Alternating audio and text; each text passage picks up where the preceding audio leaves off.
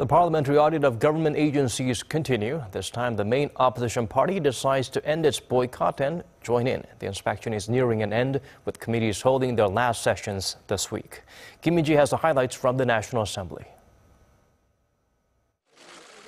The National Assembly's audit of state agencies got back to normal on Monday, with the main opposition Liberty Korea party calling an end to its boycott.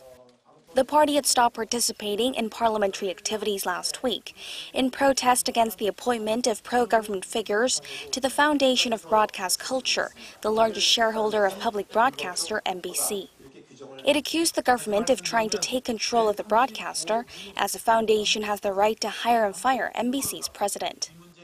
But the suspension of the boycott was seen as almost inevitable, with several key events coming up at the National Assembly, including President Moon Jae-in's policy speech on Wednesday, U.S. President Donald Trump's address next week, plus the audit period nearing an end.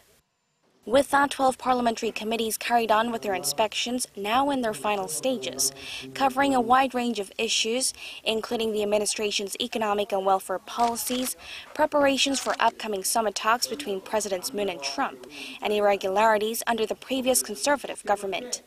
On North Korea, the deployment of the THAAD missile defense system topped the agenda.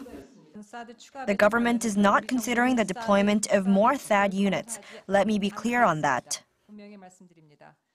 Seoul has installed the U.S. missile defense system, which includes 6 missile launchers in the southeastern county of Seongju.